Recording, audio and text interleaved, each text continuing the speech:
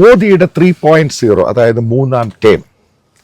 ഇപ്പോൾ മഹാരാഷ്ട്രയും ഹരിയാന ഇലക്ഷൻ്റെ റിസൾട്ട്, ജാർഖണ്ഡ്, അപ്പോൾ ഇതെല്ലാം കൂടെ മുന്നിൽ വെച്ചുകൊണ്ട്, അതായത് തുടക്കത്തിൽ മൂന്നാമത്തെ മോദി മന്ത്രിസഭ, അതായത് ചരിത്രമാണ് ഇന്ത്യയുടെ ജനാധിപത്യ ചരിത്രത്തിൽ നെഹ്റുവിന് ശേഷം മൂന്നാമതും ഒരു ഇന്ത്യൻ പ്രധാനമന്ത്രിയായിട്ട് ഒരു വ്യക്തി കയറി വരുന്നു.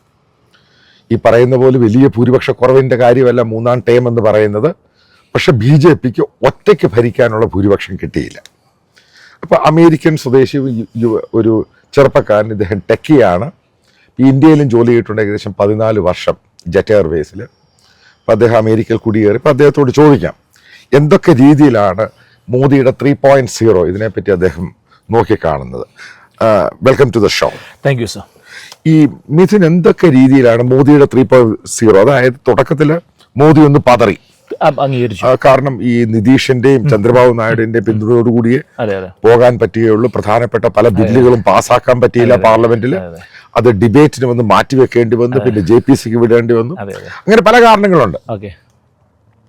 ഇപ്പൊ താങ്കളുടെ അഭിപ്രായത്തിൽ ഏത് രീതിയിലാണ് ഈ മഹാരാഷ്ട്ര ഇലക്ഷനും ഹരിയാന ഇലക്ഷനോട് കൂടി, കാരണം രണ്ടും ക്രൂഷ്യൽ സ്റ്റേറ്റ് ആണ്, അതായത് ഒന്ന് ഒരു കർഷക സമരം നടന്ന സ്റ്റേറ്റ് ആണ് മറ്റേ ഹരിയാന എന്ന് പറയുന്നത്. അപ്പൊ ഇവിടെ പ്രതിപക്ഷങ്ങളെല്ലാം പറഞ്ഞു ഇന്ത്യയിലെ കർഷകരെല്ലാം പ്രശ്നമായി. അതേപോലെ തന്നെ കർഷക സമരം നടന്ന മറ്റൊരു സ്റ്റേറ്റ് ആണ് മഹാരാഷ്ട്ര. ഈ രണ്ടും കൂടെ ക്ലബ് ചെയ്യുമ്പോൾ പിന്നീട് മഹാരാഷ്ട്രയിലും ഹരിയാനയിലും മഹാരാഷ്ട്രയെ ലാൻഡ് സ്ലൈഡ് വിക്ടറിയാണ്, ചരിത്ര വിജയമാണ് നേടിയിരിക്കുന്നത്. താങ്കൾ എങ്ങനെയാണ് പിന്നെ വരാൻ പോകുന്ന മോദിയെ താങ്കൾ നോക്കിക്കാണുന്നത്? ഓക്കെ, അതായത് ഈ കഴിഞ്ഞ ലോക്സഭ ഇലക്ഷനിൽ അവരുടെ ഒരു മോശം പെർഫോമൻസ് ഉണ്ടായിരുന്നു. ഈ 2 വട്ടം, മൂന്നാമത്തെ വട്ടമാണ് BJP അധികാരത്തിൽ വരുന്നത്. പ്രതിപക്ഷ പാർട്ടികൾക്ക് BJPനെ ഇതുവരെ മനസ്സിലായിട്ടില്ല. BJP എന്ന് വെച്ചാൽ പരാജയപ്പെടുമ്പോൾ അല്ലെങ്കിൽ പരാജയം നുണയുമ്പോൾ കരുത്താർജിക്കുന്ന പാർട്ടിയാണ് BJP. കോൺഗ്രസ് അങ്ങനെയല്ല. ഒരു ചെറിയൊരു വിജയം നുണഞ്ഞാൽ പിന്നെ നുണഞ്ഞുകൊണ്ടേ ഇങ്ങനെ പൊക്കോളും. 6 മാസമായി അവർ കൂട്ടം കൂടി ഈ ഒരു മഹാസഭ ഉണ്ടല്ലോ, അവർ 10-30 പാർട്ടി കൂടി മഹാങ്ങാടി അവർ കൂട്ടം കൂടിയിട്ട് 6 മാസമായി. അന്നൊരു ഫോട്ടോ എടുത്ത് പോയി എവിടെയോ, പിന്നെ അവരെ കാണാനില്ല. Okay, come to the point എന്ന് പറയുന്നത് മോഡി 3.0 കരുത്താർജിക്കുമെന്ന് എനിക്ക് ഉറപ്പായിരുന്നു. അവർ സെൽഫ് റിട്രോസ്പെക്ട് നടത്തി, കാരണം പരാജയത്തിന്റെ അവർ അംഗീകരിച്ചു. ഓക്കെ, അവർക്ക് പ്രോബ്ലം ഉണ്ടെന്ന് മനസ്സിലായി, അവർക്ക് ഉള്ളിൽ എന്തോ പ്രോബ്ലം ഉണ്ട്. അവർ ഉടനടി ഹരിയാനയിൽ ലീഡർഷിപ്പ് മാറ്റി, പുതിയൊരു മുഖ്യമന്ത്രിനെ കൊണ്ടുവന്നു. അത്ഭുതകരമായിട്ട് ജയിച്ചു. അപ്പൊ കോൺഗ്രസിൽ അവിടെ നടക്കുന്ന തർക്കമായിരുന്നു ആരായിരിക്കും മുഖ്യമന്ത്രി എന്ന്. അതായത് എതിരാളികളുടെ ന്യൂനത മനസ്സിലാക്കിക്കൊണ്ട് മുന്നേറുന്ന പാർട്ടിയാണ് BJP. അതായത് BJPനെ മനസ്സിലാക്കാൻ ഇനിയും കോൺഗ്രസിനും പാർട്ടികൾക്കും ഇനി ഒരു 50 വർഷം എടുക്കും. ഇനി അടുത്ത് പറയാം. ഇനി മഹാരാഷ്ട്രയിൽ കടന്നു വന്നു കഴിഞ്ഞാൽ പ്രൈം മിനിസ്റ്റർ നരേന്ദ്രമോദിജി അല്പം പുറകിലേക്ക് മാറിയിരുന്നു. അദ്ദേഹം പറഞ്ഞു സംസ്ഥാന സർക്കാർ നയിക്കട്ടെ, അവിടെ ഫഡ്നാവിസ് ഉണ്ടല്ലോ മിടുക്കനായിട്ട് ഉപമുഖ്യമന്ത്രി, അദ്ദേഹവും RSS നയിക്കട്ടെ. അദ്ദേഹം ഇലക്ഷൻ അവസാന സമയത്ത് ക്യാമ്പയിനിങ്ങിലായിരുന്നു, പുറത്ത് അദ്ദേഹം വിദേശ യാത്രയായിരുന്നു. അബ്സല്യൂട്ട്ലി BJPയുടെ ഇതുവരെ ചിന്തിക്കാൻ പറ്റുന്ന അപ്പുറത്താണ് അവരുടെ സംഘടനാ ബലം. അല്ല, അതിനകത്ത് പ്രത്യേകം നോക്കി കാണുന്നത് മുംബൈ, പൂനെ എന്നൊക്കെ പറയുന്ന സിറ്റികൾ ബേസിക്കലി അർബൻ സിറ്റികളാണ്. അപ്പൊ കഴിഞ്ഞ 2024 പാർലമെന്റ് ഇലക്ഷനിൽ BJP കനത്ത പ്രഹരം കിട്ടിയതാണ് ഈ സിറ്റികളിലൊക്കെ. അപ്പൊ അവിടെ വലിയ രീതിയിലാണ് തിരിച്ചു വന്നിരിക്കുന്നത്. അപ്പൊ എന്ത് രീതിയിലുള്ള സൂചനയാണ് താങ്കൾക്ക്? അതായത് ഇപ്പോഴും ഇവർ സംവിധാൻ അല്ലെങ്കിൽ കാസ്റ്റ്, പിന്നെ അതുപോലെ അദാനി, ബോംബെ എന്ന് പറയുന്നത് എന്താ പറയുന്ന ഒരു നമ്മൾ ഫൈനാൻസ് ക്യാപിറ്റലാണ്. ഓക്കെ, ഏറ്റവും വലിയ എക്സാമ്പിൾ ഞാൻ പറയാം. അമേരിക്കൻ ഇലക്ഷന് ഏറ്റവും ഇൻഫ്ലുവൻസ് ആയ 2 ആൾക്കാർ, ഇയോൺ മസ്കും ഈ പറയുന്ന ജോ റോഗനൊക്കെ, അവരൊക്കെ ക്യാപിറ്റലിസ്റ്റ് ആണ്.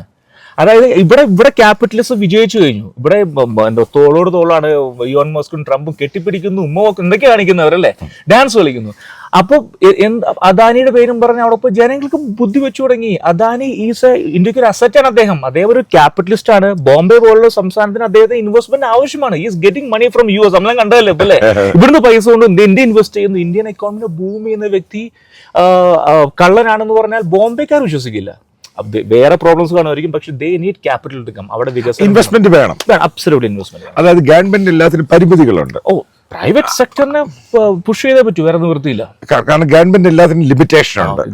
അതേപോലെ തന്നെ ഇവിടുത്തെ ചെറുപ്പക്കാർ, അപ്പൊ അവരും ബേസിക്കലി BJPക്ക് അനുകൂലമായിട്ട് 24 പാർലമെന്റ് ശേഷം ചിന്തിക്കുന്നു. അപ്പൊ അതിന്റെ എന്താണ് താങ്കൾ നോക്കിക്കാണുന്നത്? ചെറുപ്പക്കാരെ ഭാഗത്തുനിന്നുള്ള അവർക്ക് മനസ്സിലായി തുടങ്ങി ജോലി വേണം. കാരണം ജോലി മാത്രം അടിസ്ഥാന സൗകര്യങ്ങൾ വേണം. കാരണം India we see a development from 1.0 2.0 infrastructure development. ഗഡ്കരിയുടെ ലീഡർഷിപ്പ് നടന്ന ആ ഒരു അബ്സല്യൂട്ട്ലി ഹൈവേസിന്റെ ഒരു മാറ്റി മറിച്ചു. കാരണം ഇന്ത്യയിൽ നിന്ന് ഒരു ചരക്ക് ഇവിടുന്ന് ഇപ്പൊ കന്യാകുമാരിയിൽ നിന്ന് കാശ്മീർ എത്താൻ നിസ്സാര സമയങ്ങൾ മതി, അല്ലേ, നിസ്സാര സമയം മതി. അപ്പോൾ അതിനുശേഷം പിന്നെ എന്തായി, നമുക്ക് ആളുകൾക്ക് സാധനങ്ങൾ വില കിട്ടി തുടങ്ങി. കാരണം കർഷകർക്ക് പോയിന്റ് A to B സമയം കുറഞ്ഞു തുടങ്ങി. പെരിഷബിൾ ഗുഡ്സ് ഒക്കെ പെട്ടെന്ന് എത്തിക്കഴിഞ്ഞു. പോർട്ടിൽ നിന്ന് കയറി പോകുന്നു. എത്ര പോർട്ടുകളാണ് അവരുണ്ടാക്കിയിരിക്കുന്നത്? മുദ്ര പോർട്ട്, നമ്മുടെ ഇവിടെ വിഴിഞ്ഞം പോർട്ടുകൾ.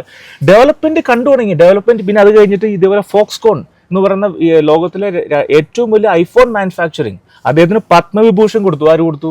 മോദി കൊടുത്തു. കോൺഗ്രസ് ആർക്കാ പത്മവിഭൂഷൺ കൊടുത്തിരിക്കുന്നത്? തൃശ്ശൂർ ആൾക്ക് കൊടുത്തു ഓർമ്മയില്ല, അയാൾ എന്തോ കേസിലേക്ക് അറസ്റ്റിലായി. ബേസിക്കലി അങ്ങനെയുള്ള കാര്യങ്ങളാണ് കോൺഗ്രസ് ഇവിടെ കൊടുക്കുന്നത്. കാരണം ഹി നോസ് ദാറ്റ് ഫോക്സ്കോൺ ഇന്ത്യയിൽ വരണം 10 ബില്യൺ 20 ബില്യൺ ഇൻവെസ്റ്റ്മെന്റ് ആണ് വരുന്നത്. എത്ര ചെറുപ്പക്കാർക്ക് ജോലി കിട്ടും? ചെറുപ്പക്കാരെന്താ പറയുന്നത്? അവർ TV വാച്ച് ചെയ്യില്ല, അവർ സോഷ്യൽ മീഡിയയിൽ they can see the change. India change ആയിക്കൊണ്ടിരിക്കുന്നു. അതിനവർക്കറിയാം ഇന്ത്യയിൽ ഒരു സുസ്ഥിര ഭരണം വരണം. കാരണം നിതീഷും നായിഡും കൂടി അവർക്കറിയാം പിടിവലി. Now they absolutely out of this picture. ഇനി അങ്ങോട്ട് അവരുടെ പാർട്ടി ഉണ്ടാവില്ല. അതിനാണിരുന്നു മോഡിക്ക് യുവാക്കൾ കൊടുത്ത വിജയമാണ് മഹാരാഷ്ട്രയും ഹരിയാന. അതേപോലെ തന്നെ ഇന്ത്യൻ റൂറൽ ഇന്ത്യ. അപ്പൊ അതുമായിട്ട് ബന്ധപ്പെട്ട് കർഷക സമരം, കർഷക ആത്മഹത്യ ഏറ്റവും കൂടുതൽ ഉണ്ടായ സ്റ്റേറ്റ് ആണ് മഹാരാഷ്ട്ര, ആന്ധ്ര, അതേപോലെ തന്നെ ഹരിയാന. അപ്പൊ ഇതിനെപ്പറ്റി, കാരണം അവര് പെട്ടെന്ന് മോദിക്ക് അനുകൂലം, കാരണം മോദിയെ എതിർത്തു, പക്ഷെ മോദിക്ക് അനുകൂലമായിട്ട് ചിന്തിക്കുക. എന്താണ് താങ്കളുടെ അഭിപ്രായം? അതിൽ അവർക്കൊരു സെൻസ് ചെയ്തു. കാരണം അവരെ അടുത്ത് നിന്ന്, കാരണം ഈ രാഹുൽ ഗാന്ധി ജോഡോ യാത്ര നടത്തില്ലോ, അദ്ദേഹം ഈ ഏരിയയിൽ കൂടെ ഒക്കെ പോയപ്പോഴും രാഹുൽ ഗാന്ധിക്ക് പതുൽ കഴിഞ്ഞ ഒരു പിന്തുണ അവിടെ നിന്ന് കിട്ടി.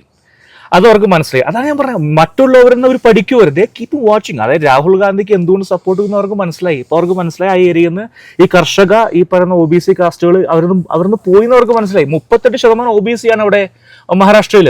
190 മണ്ഡലങ്ങൾ നിശ്ചയിക്കുന്ന അവരാണ്. അപ്പോൾ അവരെന്ത് തീരുമാനിച്ചു? OBC is moving away. അവരുടെ പ്രശ്നങ്ങൾ എന്താണ്? അതിന് പഠിക്കാൻ വേണ്ടി അവർ OBC അവർ മാറിപ്പോയ നേതാവിനെ കൊണ്ടുപോകുന്നു. അവർ ഫോക്കസ് ചെയ്തു അവിടെ. അപ്പൊ അതായത് ജനങ്ങളുടെ പ്രശ്നങ്ങൾ പഠിക്കാൻ വേണ്ടി അവർ കണ്ടെത്തോണം ആരാണ്. അപ്പോൾ എല്ലാം പെർഫെക്റ്റ് നടത്താൻ സാധിക്കില്ല. ഇന്ത്യ വലിയൊരു രാജ്യമാണ്, ഒരുപാട് പ്രശ്നങ്ങളുണ്ട്. കാരണം എന്താ പറയുക, നൂക്കാൻ കോർണറിൽ പോയിട്ട് അവിടുത്തെ പ്രശ്നങ്ങൾ പഠിക്കാൻ സാധിച്ചൊന്നും വരില്ല. അപ്പൊ അതുകൊണ്ട് പ്രശ്നങ്ങൾ അവർ കാണുമ്പോൾ അതിൽ ഇടപെടുന്നുണ്ട്. അങ്ങനെയാണ് അവർ അവിടുത്തെ മഹാരാഷ്ട്രയിലെ പ്രശ്നങ്ങൾ തീർത്തവർ. അപ്പൊ അതേപോലെ തന്നെ നിങ്ങൾ മറ്റൊരു സംഭവം ഉണ്ട്. ഏറ്റവും കൂടുതൽ പവർ ഷോർട്ടേജ് ഉള്ള ഇന്ത്യയിലെ ഏറ്റവും റിച്ച് ആയിട്ടുള്ള സ്റ്റേറ്റ് ആണ് മഹാരാഷ്ട്ര. അപ്പം പവർ ഷോർട്ടേജ് മാറ്റി, അത് എനർജി എന്ന് പറഞ്ഞ സംഭവം അവർക്ക് കൊടുത്തു. പക്ഷെ പണം ചാർജ് ചെയ്തു, ഫ്രീ ആയിട്ടൊന്നും കൊടുക്കത്തില്ല. അപ്പം അതും ഈ പറയുന്ന സ്ത്രീകൾക്ക് എല്ലാ മാസവും പണം കൊടുക്കാൻ തുടങ്ങി. ഇത് ഏത് രീതിയിലുള്ള പോപ്പുലർ ആയിട്ടുള്ള ഡിസിഷനായിട്ട് താങ്കൾ കാണുന്നത്? അവരുടെ റേവഡി സ്കീം എന്ന് പറയുന്നത്, അതായത് സ്ത്രീകൾക്ക് ബോണസ്, ദീപാവലി ബോണസ്, അത് അവർക്ക് മനസ്സിലായി സ്ത്രീകളാണ് നിശ്ചയിക്കുന്നത്. അത് ഷിൻഡെയുടെ നല്ലൊരു സ്കീമായിരുന്നു. കാരണം സ്ത്രീകളാണ് നിശ്ചയിക്കുന്നത് ആര് വോട്ട് ചെയ്യേണ്ടതെന്ന്. അപ്പോൾ സ്ത്രീകളെ ആകർഷിക്കാൻ തീരുമാനിച്ച റേവഡി സ്കീം, അതായത് അവർക്ക് ദീപാവലി, അത് ഭയങ്കര ഒരു ഇമ്പാക്ട് ഉണ്ടാക്കി. അവർ we agree don't agree these പറയുന്ന ഫീബീസിന്, ബട്ട് കോൺഗ്രസ് ഇതുപോലെ ഫ്രീ ബീസ് ആണ് കൊടുക്കുന്നത് മറ്റു സ്റ്റേറ്റുകൾ. ഇത് അർഹരായി അവർക്ക് കൊടുക്കുന്നത്. അതുകൊണ്ട് നമുക്ക് സമാധാനമുണ്ട്. കാരണം സ്ത്രീകളല്ലേ, അവർ കുടുംബം നടത്തുന്നവരാണ്, കിട്ടട്ടെ. That is my. പക്ഷെ അത് നല്ലൊരു തീരുമാനമായിരുന്നു. Absolutely very good. And sir പറഞ്ഞ വൈദ്യുതി, കാരണം മോഡി, ഞാൻ മുഖ്യമന്ത്രി ആയിരുന്നപ്പോൾ ഗുജറാത്തിൽ 2000 അദ്ദേഹം മുഖ്യമന്ത്രി ആയിരുന്നപ്പോൾ ഗുജറാത്തിലെ പല ഗ്രാമങ്ങളിലും വൈദ്യുതി കിട്ടില്ല. 24 മണിക്കൂറും പവർ കട്ട് അവിടെ. ഇപ്പൊ 24 മണിക്കൂർ പറഞ്ഞാൽ പവർ ഇല്ല അവിടെ. അതിന് അദ്ദേഹം കൊണ്ട യോജനകള് എന്താ പറയുക, സർപ്ലസ് ആക്കിയ സംസ്ഥാനത്തെ. നെക്സ്റ്റ് എന്താ, അദ്ദേഹം അവിടേക്ക് മാറി, എവിടേക്ക് വന്നു? മഹാരാഷ്ട്ര. കാരണം മഹാരാഷ്ട്ര ഫൈനാൻസ് ക്യാപിറ്റൽ, അവിടെ ഇൻഡസ്ട്രി കൊണ്ടിരിക്കുന്നത്. കാരണം പോർട്ട് അവിടെയുണ്ട്. അപ്പൊ അതുകൊണ്ട് ആ സെയിം സ്കീം അദ്ദേഹം അങ്ങോട്ടും കൊണ്ടുവന്നു. കാരണം അവിടെ ഭരണം കിട്ടി, 2 വട്ടം അവരായിരുന്നല്ലോ ഭരിച്ചേ. അപ്പൊ ഈ സ്കീമുകളുടെ ബെനിഫിറ്റ് ആർക്ക് കിട്ടുന്നു? കോമൺ ആൾക്കാർക്ക് കിട്ടുന്നു. സോഷ്യൽ മീഡിയയിൽ കാണുന്ന ഈ പറഞ്ഞ പ്രൊപ്പഗണ്ട നിങ്ങൾ തെളിയിക്കേണ്ട. അവിടെ ഗ്രൗണ്ട് ലെവലിൽ പോയി അന്വേഷിച്ചാലും, ഞാൻ അന്വേഷിച്ചു, കുറെ സുഹൃത്തുക്കൾ ഈ പറയുന്ന താനെ, അതോടൊപ്പം തന്നെ നായികാ ഭാഗത്തുണ്ട്, അവർക്കെല്ലാം ഈ പറയുന്ന യോജനകളുടെ ബെനിഫിറ്റ് കിട്ടിയിട്ടുണ്ട് അവിടെ. പിന്നെ താങ്കൾക്ക് നേരിട്ട് അറിയാവുന്നതാണ് വൈബ്രന്റ് ഗുജറാത്ത്. അതിനെപ്പറ്റി താങ്കൾക്ക് എന്താ അഭിപ്രായം? വൈബ്രന്റ് ഗുജറാത്ത് എന്ന് പറഞ്ഞാൽ നിങ്ങൾ ചിന്തിച്ചു നോക്കണം. 2003 വൈബ്രന്റ് ഗുജറാത്ത് വരുന്നത്. 2003 ഇന്ന് 21 വർഷങ്ങൾക്ക് മുമ്പ് ടോപ്പ് ഫോർച്യൂൺ 500 കമ്പനികളിൽ 100 കമ്പനിക്ക് പ്രസൻസ് ഉണ്ട് അവിടെ ഗുജറാത്തില്. ഗ്ലോബൽ $5 ബില്യൺ അന്ന് കൊണ്ടുവന്നു. ഇന്ന് 2003 ചിന്തിച്ചു നോക്കാൻ പറ്റും. $5 ബില്യൺ അന്ന് കൊണ്ടുവന്നു. നമ്മുടെ നാട് പോലെ എന്താ പറയുക, ഒരു വർഷം നടത്തി, കൂട്ടം കൂടി ഫോട്ടോ എടുത്തു, കാപ്പി പിടിച്ചു, അതല്ല. 2003 നടത്തി, 2005 വന്നു, ഇപ്പോഴും നടക്കുന്നു. ഇപ്പോൾ നടക്കുന്ന അദ്ദേഹത്തിന് അണ്ടറിൽ ഒരു ചീഫ് സെക്രട്ടറി അതൊക്കെ കോർഡിനേറ്റ് ചെയ്യുന്നേ. And it's personally under him. അദ്ദേഹം ചൂസ് ചെയ്യുന്നു ആരെ കാണണം, എവിടെ കാണണം, എവിടെ വരണം എന്നൊക്കെ. ഇന്നലെ $5 ബില്യൺ ഓൾമോസ്റ്റ് ഒക്കെ 25 ബില്യന്റെ ഇൻവെസ്റ്റ്മെന്റ് ആണ് എവിടെ കിടക്കുന്നത്? ഗുജറാത്തിൽ കാണുന്നത്. ചിന്തിച്ചു നോക്കണേ, ഈ മാറ്റങ്ങൾ നമ്മളാരും പറഞ്ഞു തരില്ല. ഇതൊക്കെ കണ്ടു പഠിക്കണം. ഞാൻ പഠിച്ചു ഇവിടെയുള്ള ഗുജറാത്തിൽ. അപ്പൊ ഇത് വളരെ കൃത്യമായിട്ടുള്ള അവലോകനമാണ്. അതിനകത്ത് മിഥുൻ കറക്റ്റായിട്ട് ഓരോ കാര്യങ്ങളും വളരെ കൃത്യമായിട്ടാണ് പറയുന്നത്. മോദി 3.0. അപ്പൊ അതായത് ഇന്ത്യ ഒരു വലിയ മാറ്റത്തിന്റെ എഡ്ജിലാണ്. അത് മുന്നോട്ട് പോകുമ്പോൾ ഉറപ്പായിട്ടും ഇന്ത്യ എന്ന് പറഞ്ഞ മഹാരാജ്യം വലിയ രീതിയിൽ ഒരു ഗ്ലോബൽ പവറായിട്ട് മാറും. Thank you very much.